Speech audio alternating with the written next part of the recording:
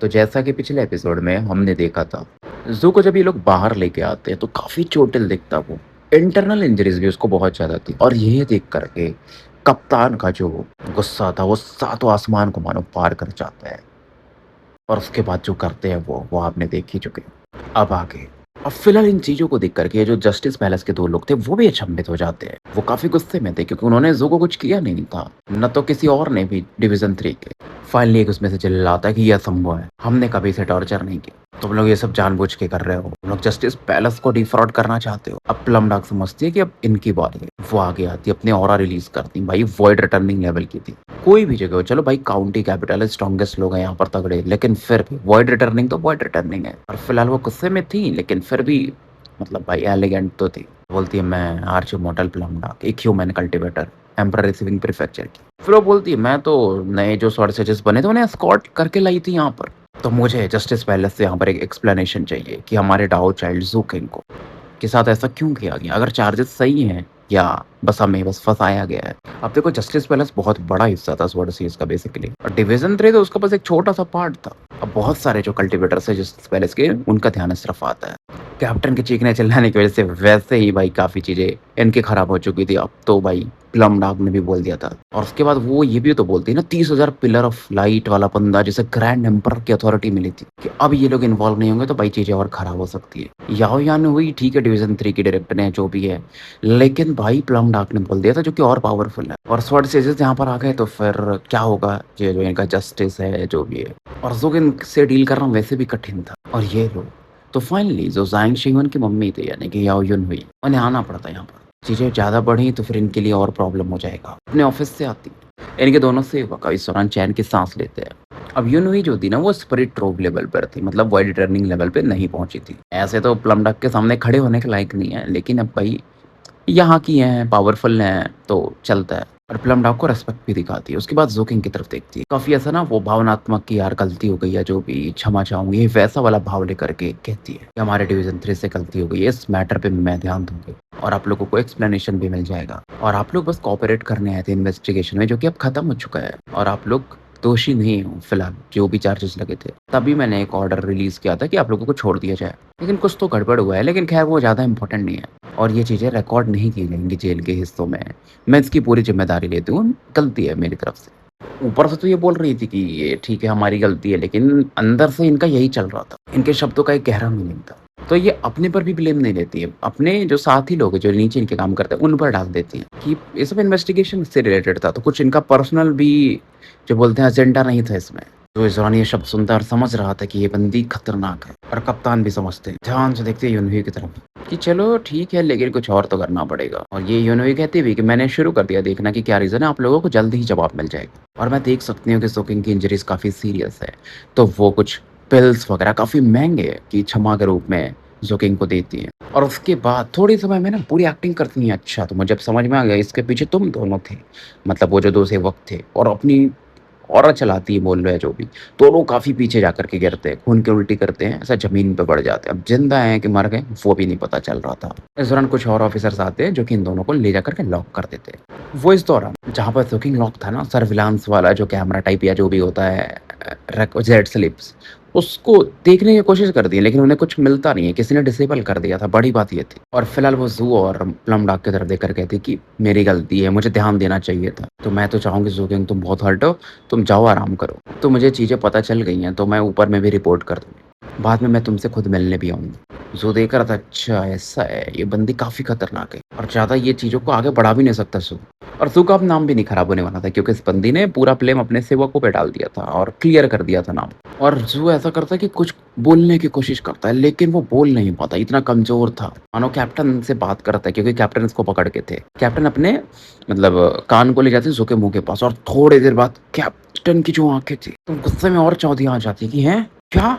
अरे छोटे भाई, इन लोगों ने बस तुम्हें मारा नहीं, अधमरा नहीं किया, बल्कि तुमसे 3 करोड़ स्पिरिचुअल स्टोन्स जो तुम्हारे पास थे वो भी चुरा लिए। यूनोई का दिल भी काफ़ी तेज़ी से धड़कने लगता, मतलब बढ़ जाता है हार्ट बीट। उनको समझ में आ रहा था कि अब फिर से किस जोकिंग से डील करना कितना कठिन है, क्योंकि भाई 3 करोड़ स्पिरिचुअल स्टोन इनके लिए भी छोटी बात नहीं है। लेकिन गुस्सा ये दिखा नहीं सकती थी यहाँ पर, और फिर बोलती है कि ठीक है मैं इस चीज़ में भी देखती हूँ कि क्या हुआ है। लेकिन इस दौरान ज़ू फिर से खून की उल्टी करता है। उसकी ऑरा और वीक हो जाती है। कप्तान और गुस्से में आ जाते हैं। कुछ मेडिसिनल पिल्स खिलाते हैं जोखिम को। वो एक होता है ना कि इंसान जब गुस्से में इतना हो जाता है कि वो हँसता भी है, तो हँस वैसा वाला नहीं है, मतलब दुःख में हँसता है कि क्या ये सच में जस्टिस पैलेस है? कप्तान एकदम चिल्ला के कहते हैं, किसी को भी ऐसा पीटने लगते हैं। मेरे छोटे भाई ने क्या-क्या सोचा था कि हम ह्यूमन काइंड को सर्व करेंगे, लेकिन स्वर्ग भी इसकी इजाज़त नहीं देता है। ऐसा जघन्य अपराध इन लोगों ने किया है। ये समझ जाती है फिर से स्टार्ट हो रहा है कप्तान अपना। उनको मालूम था ये चीज़ें ज़्यादा फैलने नहीं दे सकती, तो कप्तान को बीच में रोकती है कि मैं इस में मेरे को टाइम लगेगा, लेकिन ठीक है, डिवीज़न 3 तुम लोगों को एडवांस पेमेंट कर देगा 3 करोड़ स्पिरिचुअल स्टोन का। अंदर से तो मानो इनका दिल रो रहा था यूनोई का। कैप्टन की भी दिल की धड़कनें तेज हो जाती हैं, जी देर साथ चाट भी लेते अपना। तो की तरफ फिर से ऐसा अपना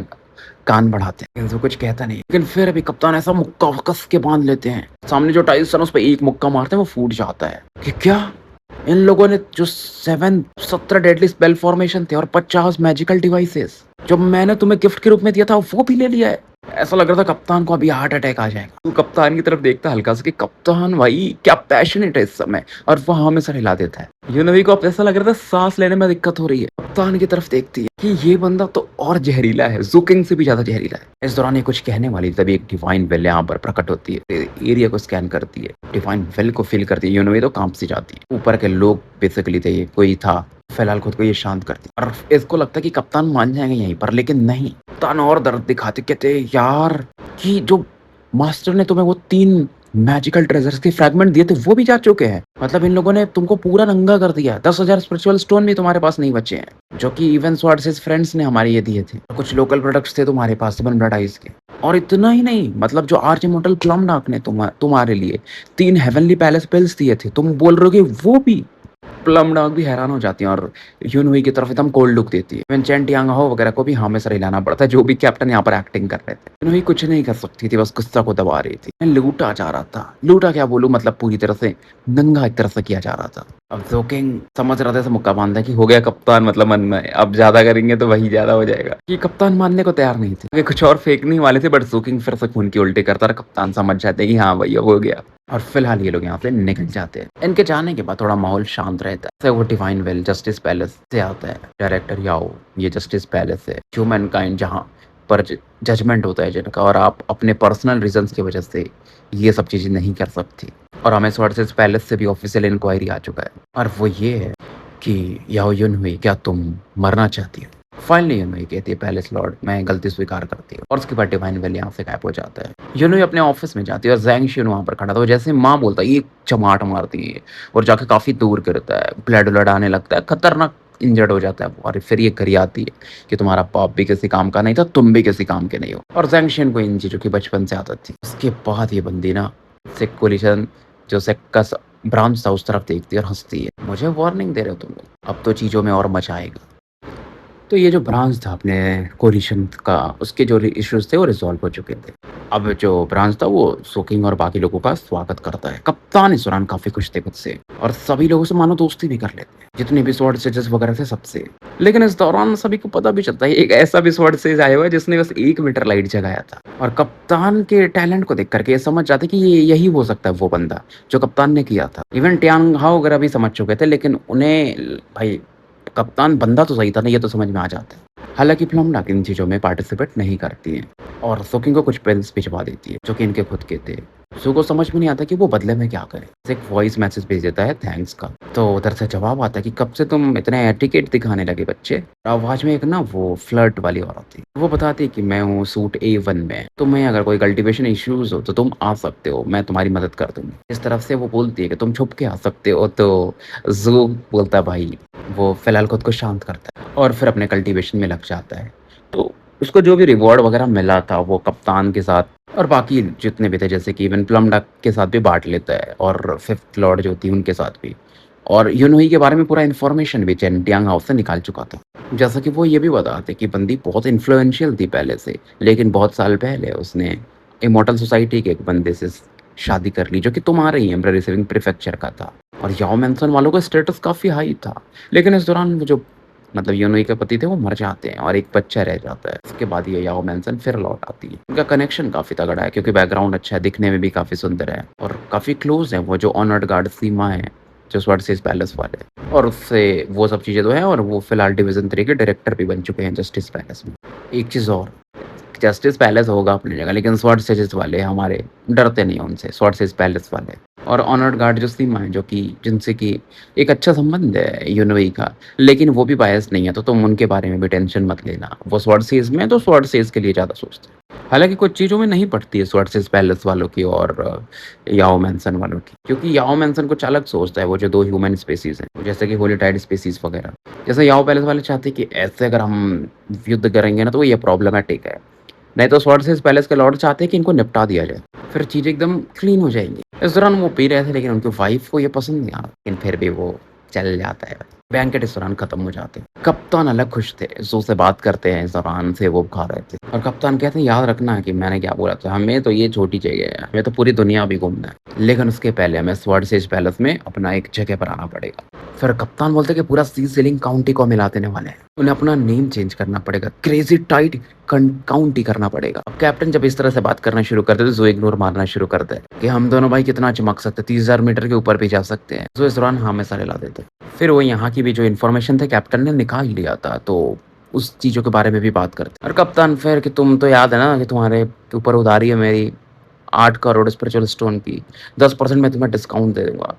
तो यहाँ से निकल लेता है कि ठीक है। कप्तान इस दौरान हँसते रहते हैं और अपने कमरे में चले जाते हैं। और अपने कमरे में आने के बाद वो कल्टीवेशन में लग जाता है। यूएनओई ने ऐसे पिल्स दिए थे वो हेवनली कोर वाले, तो ये उनका इस्तेमाल करता है। ये उसने किसी को नहीं दिया था और उसको मालूम था। पहले तो बाम्बू स्लीप पर यूएनओई का नाम लिख लेता है ज़ैंग शियुन के नाम के आगे, और कि मुझे मेरे कल्टीवेशन को जल्दी-जल्दी बढ़ाना पड़ेगा। कल्टीवेशन पे काम को शुरू कर चुका था। 4 दिन बीत चुके थे। अब ज़ू का ये था कि जो चौथा इसका कोर बन रहा है, तो उसमें ये ब्लू ग्रीन ड्रैगन का एसेंस डाल दे या जो वॉयलेट मून इसका बना था, अगर आपको याद हो तो। फिर थोड़ी देर सोचने के बाद ये सोचता है कि वॉयलेट मून को डाल देता हूँ चौथे वाले में, 5वें में ब्लू ग्रीन ड्रैगन को डाल दूँ। उस दौरान ये अपना पिल्स वगैरह खाते रहता है। इसके जो तीनों पैलेस है, उस पे थोड़ी अ, विकृतियाँ आ गई थी, वो भी सही हो चुकी थी और 10 दिन बाद चौथा हेवनली पैलेस इसका पूरी तरह से कंप्लीट हो जाता है और फाइनली ये उसमें वॉयलेट मून की ऑरा यानी वॉयलेट मून का एसेंस डाल देता है। ये फील कर सकता था कि उसके अंदर गॉडलीनेस की ऑरा है ना, क्योंकि वॉयलेट मून के अंदर। तो ये सोचता है कि क्या मैं डाओ कल्टीवेट कर रहा हूँ या गॉडलीनेस कल्टीवेट कर रहा हूँ। तो देखो तीसरे वाले में भी पॉइजन कोर की ऑरा है, जिसके अंदर गॉडलीनेस की ऑरा है, और गॉड क्या बाहर फेंकते हैं, वो करप्शन वाली ऑरा। और जो अपने पूरे अगर पत्ते निकाल दे, तो इसका कैलकुलेशन ये था कि इवन अगर ये 6 प्लेस वाले बंदे से भी, पैलेस वाले भी बंदे से बैटल करे ना, तो भी ये उन्हें हरा सकता है। अब उसके बाद ये सोचता है कि यार अब कौन-सा पोज़ीशन ये लोग मुझे देंगे, वो भी मैटर करता है स्वॉर्ड सीरीज़ में। फिर कमाने का तरीका जैसे कैप्टन ने बताया था, टियांगाओ ने बताया था, उसमें मिलिट्री क्रेडिट्स आपको मिलते हैं। तो रात इस दौरान गुज़र जाती है, अगले दिन की सुबह होती है। ज़ू इस दौरान अपना स्वॉर्ड सीरीज़ वाला यूनिफ़ॉर्म पहनता है और जब उस तरफ बढ़ता है ना, तो बहुत सारे डिसाइपल्स इसकी तरफ देखते हैं। प्लम डार्क भी इसे बालकनी से देख सकती थी, ध्यान से देख रही थी। वो 2nd फ्लोर पे थी, जहाँ पर भी थी। इधर कप्तान भी अपना दरवाज़ा खोलते और बाहर निकलते। तो जैसे निकलते ज़ू किंग को देखते और कहते मुझे नहीं लगा था कि तुम ऐसा कुछ कर सकते हो। तब ये स्वॉर्ड सीरीज़ वाला कौन-सा स्पॉट पिक करना है, वो ज़ू किंग इनसे ये पूछने आया था। तो ज़ू और कैप्टन उस तरफ निकल लेते हैं, यहाँ पर जहाँ पर इनका ताज़ापोशी था या इनॉग्रेशन टाइप था स्वॉर्ड सीरीज़ में। अब जब ये बढ़ते हैं तो गलियों-वलियों में लोग भी दिखाई देते हैं, जो कि इनकी तरफ भी देख रहे थे। कप्तान इस दौरान बात कर रहे थे ज़ू से कि मास्टर बोल रहे थे कि एक बड़ा महान एरा आ रहा है, जहाँ पर बहुत सारे चोज़न कल्टीवेटर्स हो रहे हैं और हम देख भी सकते हैं। जैसे इस बार स्वॉर्ड सीरीज़ वालों ने ज़्यादा लोगों को रिक्रूट किया है। लेकिन तुम्हें टेंशन लेने की ज़रूरत नहीं है मेरे छोटे भाई। तुम्हारा भाई पूरी तैयारी के साथ आया। क्योंकि कैप्टन ने अपने स्पिरिचुअल स्टोन वगैरह खर्चे किए थे, पूरे इन्फॉर्मेशन निकाले थे। ज़ू भी हाँ में सर हिलाता है। हालाँकि कैप्टन बताते हैं यार स्वॉर्ड सीरीज़ पैलेस के बारे में ज़्यादा इन्फॉर्मेशन अंदर का नहीं मिल पाता। कैप्टन को थोड़ा निराशा भी थी ना, क्योंकि 1 मीटर लाइट ही वो जगह पाए थे कि तो कौन-सा पोज़ीशन इसे मतलब इन्हें देंगे ये लोग। और कैप्टन अलग तरीके से डील कर रहा था, जैसे चेन टियांगहाओ वगैरह को गिफ्ट दिए थे ताकि उन्हें ऊपर में थोड़ा अच्छा रिलेशन बना करके एक अच्छी पोज़ीशन मिल जाए। अब ज़ू देखता है कि कैप्टन थोड़ा डिप्रेस फ़ील कर रहा था, टॉपिक बदलने को देखता है, लेकिन तभी अचानक से कुछ तो फ़ील करता है और कैप्टन और ज़ू दोनों उसी तरफ देखते हैं। बहुत सारे कल्टीवेटर्स इन्हें दिखाई देते हैं उड़ते हुए। उनका आउटफिट थोड़ा अलग था। फ्लक्चुएशन भी काफ़ी यूनिक था। इसमें मैन और वुमेन दोनों थे। सभी काफ़ी एकदम बर्फ के समान सुंदर थे। कैप्टन कहते हैं कि क्या ये डेमी इमॉर्टल्स हैं? इस प्रजाति के लोगों को कप्तान भी पहली बार देख रहा था, क्योंकि 15-20 दिन से कप्तान घूम रहे हैं यहाँ पर आने के बाद से। लेकिन ये दिखाई नहीं दिए थे और ज़ू भी ध्यान से देख रहा था क्योंकि ह्यूमन्स तो नहीं है, इतना तो इन्हें समझ में आ रहा था। और डेमी मॉडल के पास एक और चीज़ था, ये ब्लैक आर्मर में था, बेसिकली ये उनके पपेट्स थे। तो कप्तान बताते कि हाँ, ये इmmortal पपेट्स हैं। मतलब ये जो डेमी मॉडल्स होते हैं ना, वो पपेटरी आर्ट्स में महारथी होते हैं और ये बैटल पपेट्स है भाई, मजाक नहीं है। तो फिलहाल ये दोनों और आगे बढ़ते रहते हैं। जैसे कि सेंट फिन्स जो होते हैं वो अलग होते हैं डेमी मॉडल से। जैसे डेमी मॉडल्स देखो काउंटी कैपिटल में ही रहते हैं, ज़्यादा इधर-उधर नहीं जाते हैं। लेकिन जो सेंट फिन्स होते हैं वो व्यापारी का काम करते हैं, तो एक शहर दूसरे शहर घूमते रहते हैं। थोड़े लंबे होते हैं, थोड़े तगड़े होते हैं, कुछ-कुछ जायंट के समान दिखते हैं और उनकी 2 खोपड़ियाँ होती हैं और पहचानना मुश्किल होता है कि कौन महिला है, कौन पुरुष है। तो इनका समय हो रहा था भाई ड्यूटी को रिपोर्ट करने के लिए। वहाँ पर ये पहुँच जाते, देखते जहाँ पर लोग पहले से वेट कर रहे थे लाइन में।